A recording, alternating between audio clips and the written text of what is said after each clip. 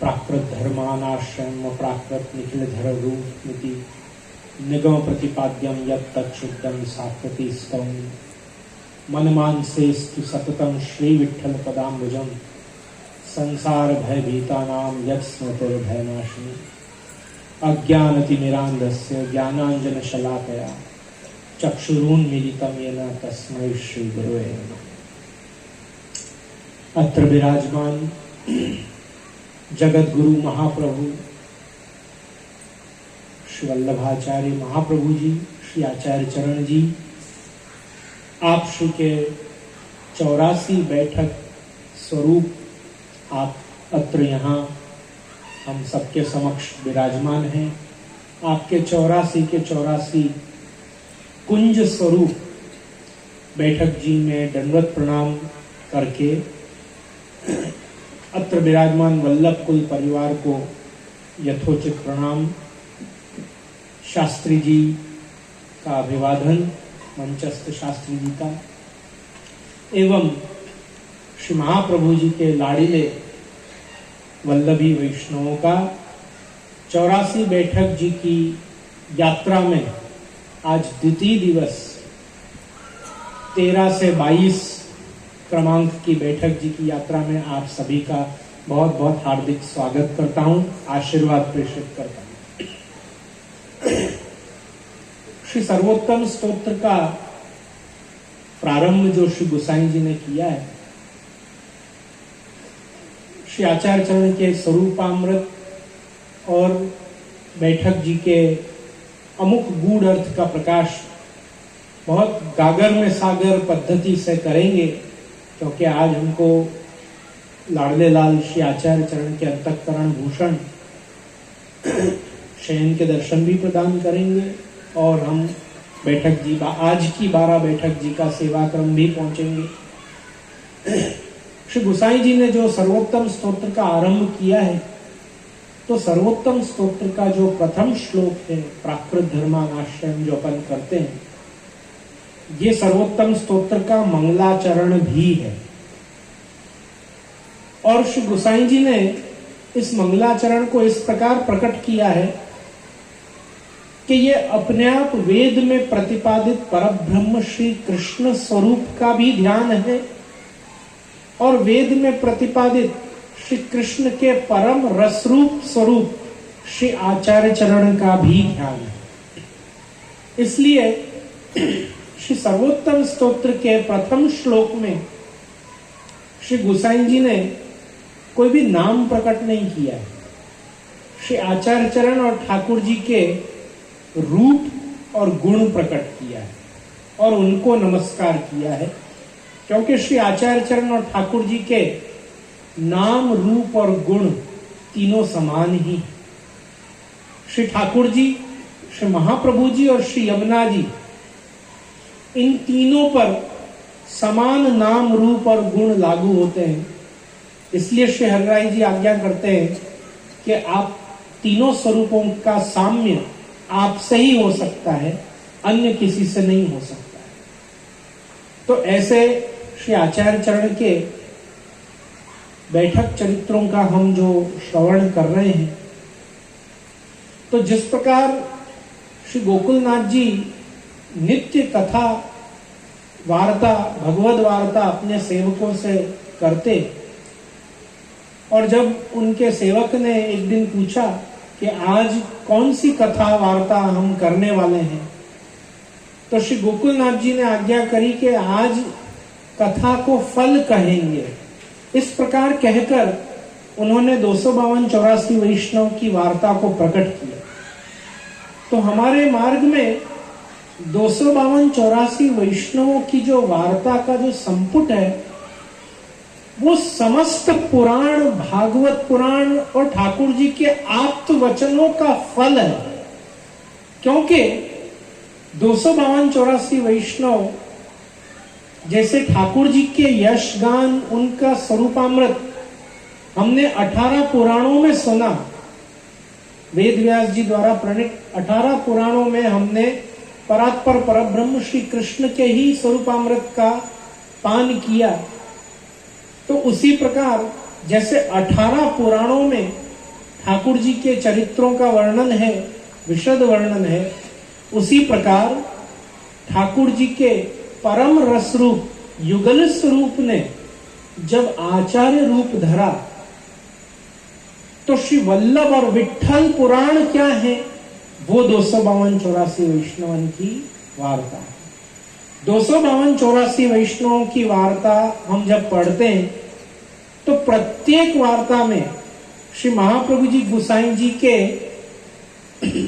सेवकों के ऐसे अलौकिक चरित्र हम पढ़ते हैं और पूरा चरित्र पढ़े बाद श्री गोकुलनाथ जी, हरिराय जी आदि प्रकाश करते हैं कि सो यह श्री आचार्य चरण गोसाई जी के ऐसे सेवक हते जिनकी वार्ता को पार कहां ताई कहिए, कि जिनके चेले ऐसे सोचो उनके गुरु कैसे। जहां 252-84 वैष्णव के लिए देवताओं को हूल देना एक वार्ता में आता है ना, कि वो सब वैष्णवन की रसोई हो रही थी तो इतने में बादल गरजने लगे तो इंद्र को धमकी दे दी कि तुम भूल गए तुम्हारी कैसी हालत करी थी गिरिराज उठा के। वो गिरिराज उठाने वाले के ही हम सेवक है, हम श्री महाप्रभु जी गोसाई जी के सेवक है, यहाँ बरसने के अभी सोचना भी मत, ऐसा ढूल दे दिया उसको, भगा दिया वहां से, जाओ यहाँ से बादल बादल लेके जाओ, अभी हमको डिस्टर्बेंस नहीं चाहिए। माधव भट्ट कश्मीरी की वार्ता में वो मृत को जागृत कर देते हैं, वो जिंदा कर देते हैं। तो जिनका मृत्यु पे विजय है, जिनका देवी देवताओं पे ऐसा आधिपत्य है, ये तो उन चेलों की कथा है। जब गुरु की कथा कहने पे आएंगे तो उनको कहां तक ही कह पाएंगे। जहां चेलों की कथा में ही बताया जा रहा है कि इनकी वार्ता आपको पार नहीं है, सो कहां तक ही कहिए। तो अगर कोई श्री आचार्य चरण गोसाई जी के चरित्र वर्णन करने पे आए तो उसका पार कहां तक लगा पाए। तो जहां भी श्री महाप्रभु जी के बैठकों के चरित्र श्री गोकुलनाथ जी ने प्रकट किए हैं, परम सूत्र रूप में प्रकट किए हैं, उसको विस्तार से प्रकट करने जाएं तो जन्म जन्म कम पड़े ऐसे प्रसंग हैं। जैसे एक उदाहरण के तौर पे कल हमने शैया बैठक का एक चरित्र श्रवण किया। शैया बैठक के चरित्र में समस्या ये आ रही थी कि तृतीय निधि द्वारकाधीश प्रभु को जब भी भोग धरते थे उसमें सरने के बाद वो प्रसाद में कीड़े पड़ जाते थे, और वो इसलिए होता था क्योंकि महाप्रभु जी ने जिस योगेश्वर को वरदान दिया था कि भाई तुमको हम या हमारे कोई भी डिस्टर्ब नहीं करेंगे, तुम इस मंदिर के नीचे अपना धाम बनाकर जप करते रहो। श्री महाप्रभु जी के लीला तिरोधान बाद तत्कालीन तृतीय घर के जो बालक थे उन्होंने उनको वहां से खसक जाने को कहा। तो उस योगेश्वर को अपने धाम से 16 हाथ नीचे और नीचे जाकर पृथ्वी में जप भक्ति करनी पड़ी।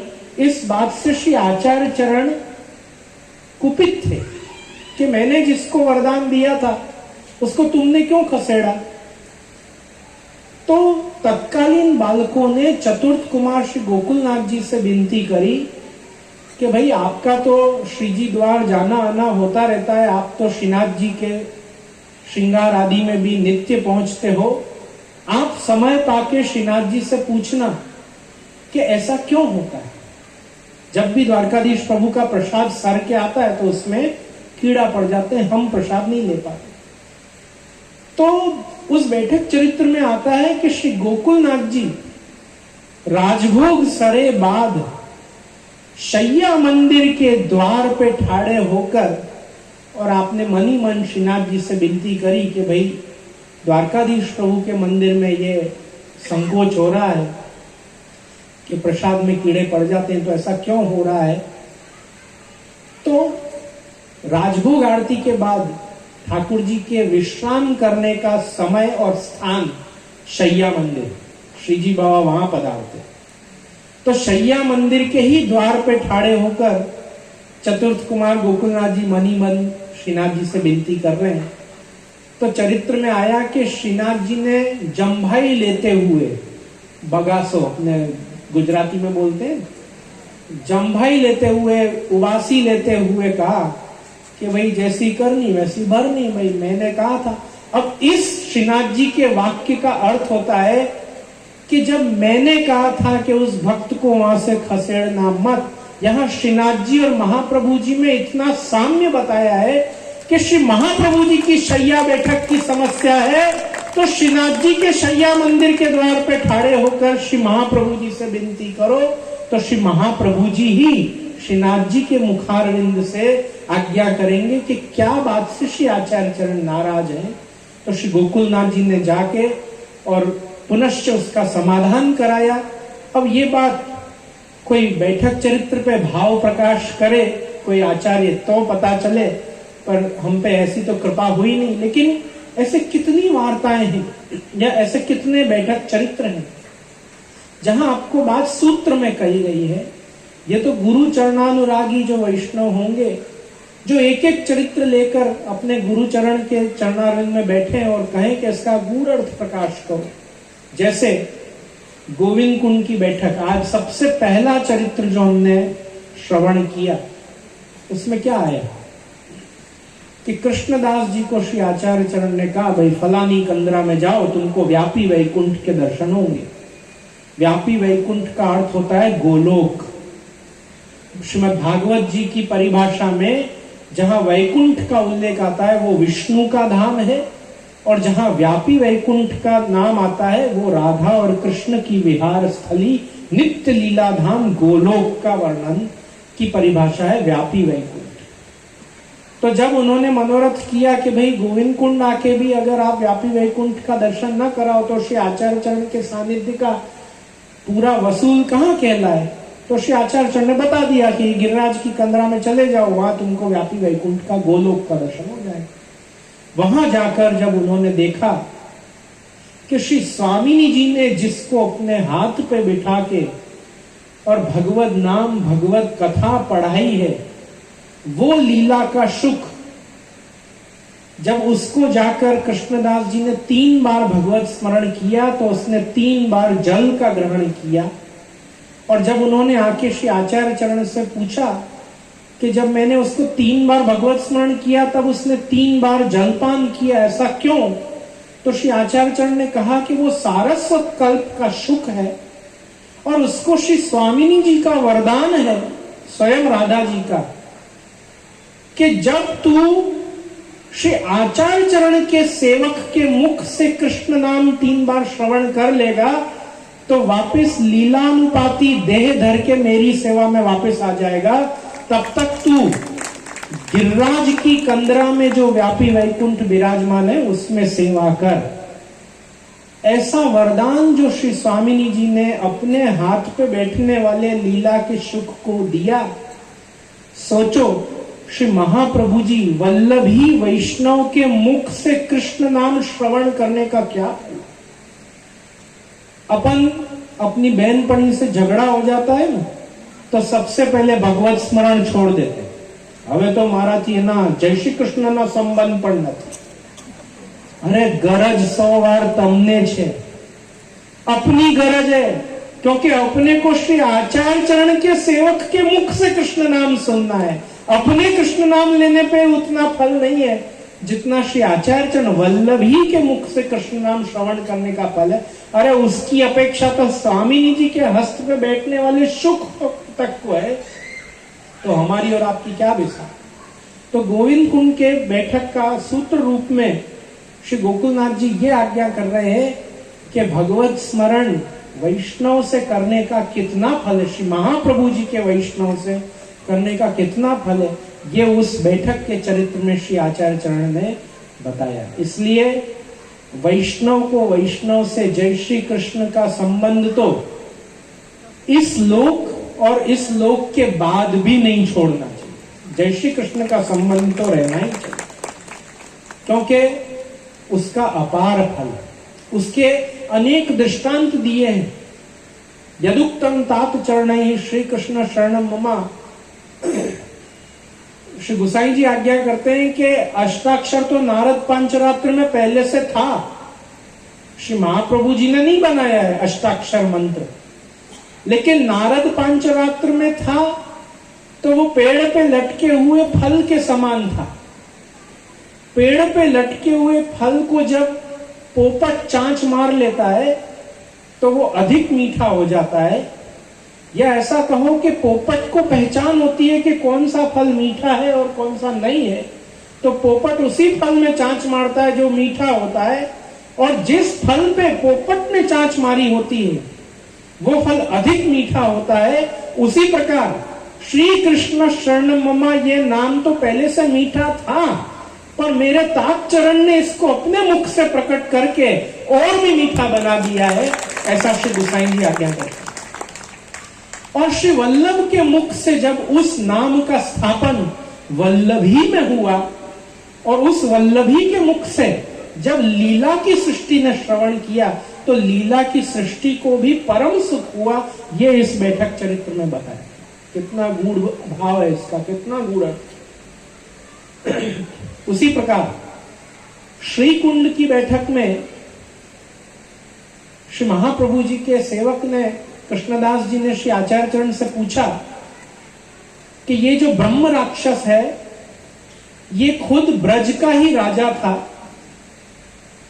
और ब्रज का राजा होने पे इसको जो भी इसकी गति हुई, क्योंकि ये ब्राह्मणों को दान दे के वापस ले लेता था, तो उसको दत्तापहार दोष लगने के कारण जो वो ब्राह्मण ये राक्षस बन गया, राक्षस योनि में आ गया।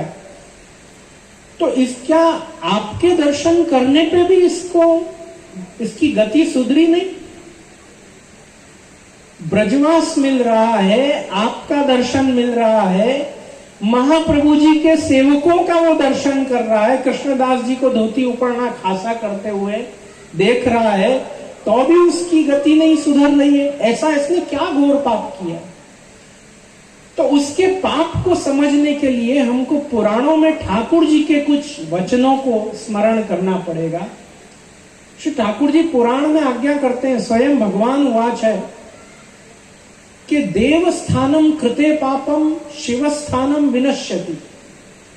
किसी देवता का अपराध हो जाए तो शिव जी के मंदिर में जाके पूजा वूजा कर लो तो देवता का अपराध क्षमा हो जाता है।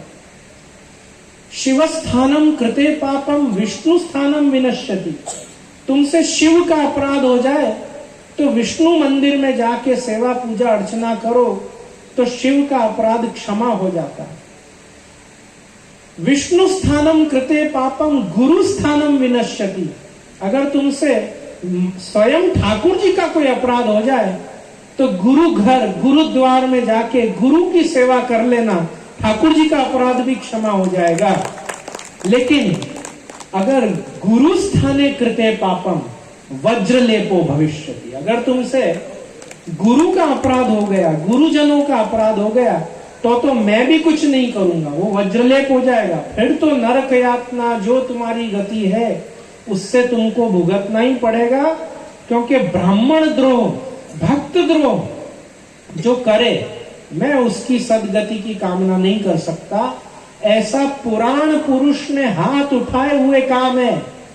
उसको श्री आचार्य चरण को उस ब्रह्म राक्षस पे इतनी करुणा दया आई कि श्री आचार्य चरण ने कृष्णदास जी से कही कि ये सब पंचायत में मत पड़, मेरे उपरना धोती को जल छांट दीजिए, वो मुक्त हो जाएगा। और श्री आचार्य चरण के धोती उपरना का जल छिटकने का अर्थ है उसको कृष्णदास जी का संग प्राप्त हुआ। श्री महाप्रभु जी के धोती उपरना खासा करने में वो सहभागी बना हो, मानो उसके जल के छांटा पड़ने से उसको श्री महाप्रभु जी के सेवक का संग प्राप्त हुआ। जिस गति को पुराणों में भगवान स्वयं कह रहे, मैं हाथ भी नहीं लगाऊंगा ऐसे केस को, उसको श्री आचार्य चरण अपने सेवक के छांटा मात्र से उसको लीलानुधारी देह धर के उसको वैकुंठ पहुंचता कर रहे हैं। ये श्री कृष्ण का भी एडवांस्ड प्रो दया करुणा वर्जन श्री आचार्य चरण का। ठाकुर जी में तो दया है ही, श्री जी बाबा तो द्रवित हो ही जाते, लेकिन जहां उनके शास्त्र पुराण आदि की मर्यादा है तो वहां भी आप श्री भागवत जी में ही आता है ना, धर्मेण व्रतिक्रम दृष्ट्वा ईश्वरानाम च साहसम। रासलीला के समय आता है कि धर्म का व्यतिक्रमण कर जाना, ये भी सिर्फ और सिर्फ ईश्वर का साहस है। ये काम सिर्फ ईश्वर कर सकता है, ईश्वर के अलावा कोई नहीं कर सकता। भाई मेरी कंपनी, मैं उसका बॉस, मेरे को मेरे कंपनी टर्म्स में चेंज लाना हो तो मेरे थोड़ी किसी से परमिशन लेने जाना हो। तो श्री महाप्रभु जी ने कहा हाँ भाई, पुराणों में मैंने कहा है, मैं वहां पर थोड़ा मर्यादा के आवेश में होऊंगा, लेकिन अभी तो मैं साक्षात पूर्ण पुष्टि पुरुषोत्तम के आवेश में हूं। अभी तो मुझे इसका उद्धार करना है, करना है, करना। ये श्री आचार्य चरण के परम करुणा, परम दया का स्वरूप। दया निज महात्म्यम करिष्यन प्रकटम हरि, वाण्या यदा तदा स्वास्यम प्रादुर्भूतम चकारहि। श्री गोसाई जी आज्ञा कर रहे हैं कि जब गोलोक में बैठे बैठे हरि को, हरि मतलब हरयति इति हरि, जो पाप ताप संताप दुख को हरे वो हरि। जब हरि को गोलोक में बैठे बैठे अपने निज जनन पे, जिन पे प्रेम है, जिन पे स्नेह है, उन पे दया आई, तो ठाकुर जी ने क्या किया? अपने मुखारविंद को प्रकट किया कि बस ये मुखारविंद को भूतल पे भेज दूंगा तो अपने हृदय की बात, वाण्या यदा तदा स्वास्यम, अपने स्वमुखारविंद को भूतल पे भेज दिया। तो जब गोलोक में विराजमान युगल स्वरूप को अति दया आई तो श्री महाप्रभु जी भूतल पे पधारे। तो जिन चरित्रों को, जिन जीवों पे कोई कृपा नहीं कर सके, उन पे श्री आचार्य चरण कृपा करने ही तो भूतल पे पधार। इसलिए श्री महाप्रभु जी आज्ञा करते हैं कि यदि श्री गोकुलाधीशो धृत सर्वात्मना हृदय तथा किम परम ब्रूहि लौकिक वैदिक। अरे तुम्हारे गोकुलाधीश हृदय में विराजे हुए हैं, तुम क्यों चिंता करते हो? तो श्री महाप्रभु जी के सेवकों को ऐसे ही निर्भीक विराजना चाहिए। नंदगाम की बैठक में श्री महाप्रभु जी ने सांगजी भाई को शूद्र से ब्राह्मण कर दिया, श्री गोसाई जी ने। तो श्री गोसाई जी वर्ण व्यवस्था भी बदल देते हैं, ये भी ईश्वर का ही साहस है। ऐसे कैसे कोई शूद्र से ब्राह्मण बिना जन्म बदले, बिना पुनर्जन्म किए शूद्र से ब्राह्मण में बना दिया? तो श्री कृष्णदास जी अपने पद में लिखते हैं कि कृष्णदास पंच वर्ण छाप छापी। श्री महाप्रभु जी ने वैष्णव पांचवी जात बनाई है, ब्राह्मण शूद्र वैश्य और शूद्र से भी अलग पांचवी, ब्राह्मण से भी ऊपर एक जात बनाई है, वो वैष्णव।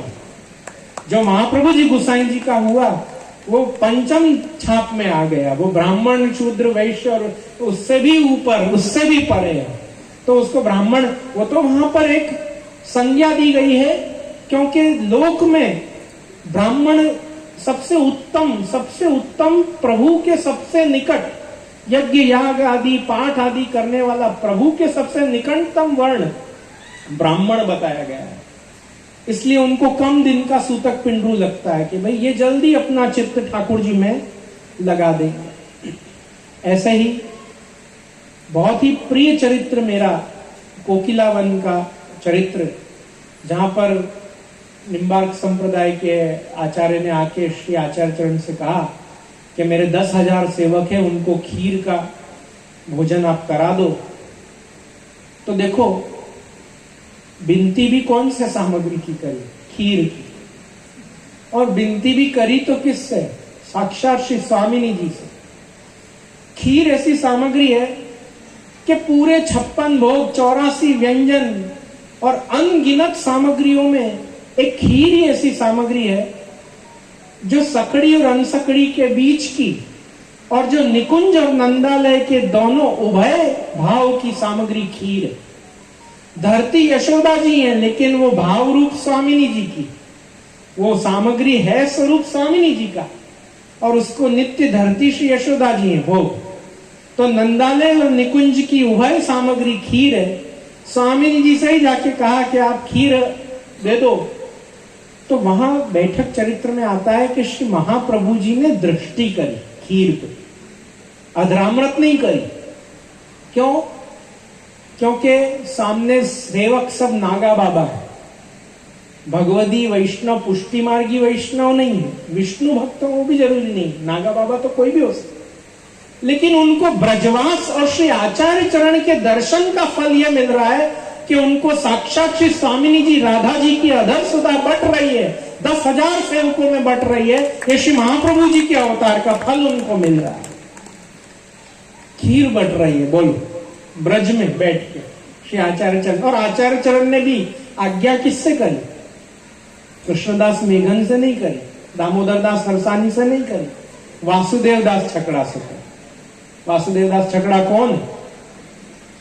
नंद राय जी के खवास। नंदालय में जो काम वासुदेव दास छकड़ा नित्य करते हैं, ठाकुर जी की मनो खीर सिद्ध करते हैं, कहा भी तो उनको ही कहा कि तुम सिद्ध करो। तो जिससे स्वामिनी जी की दृष्टि और नंदालय की सेवा दोनों उभय रूप सामग्री होके इन भक्तन को मिले, ऐसा श्री आचार्य चरण का आशीर्वाद उनको प्राप्त हुआ। ऐसे तो अनेक चरित्र के गूढ़ अर्थ कहां ताई हम भी कहें, हमारी भी वाणी छोटी पड़ जाती है, लेकिन आप महद भाग्यवान वैष्णव हो कि जो श्री आचार्य चरण के चरित्र का श्रवण कर रहे हो। अरे स्वयं अपने धौल पदों में श्री गोकुलनाथ जी आदि के सेवकों ने लिखा है कि इन बैठक चरित्रों को श्रवण करने का भी फल ये है कि आप साक्षात बैठक पे जैसे मानो महाप्रभु जी के चरण स्पर्श प्राप्त किए हो, ऐसा ही इन चरित्रों को श्रवण करने का फल।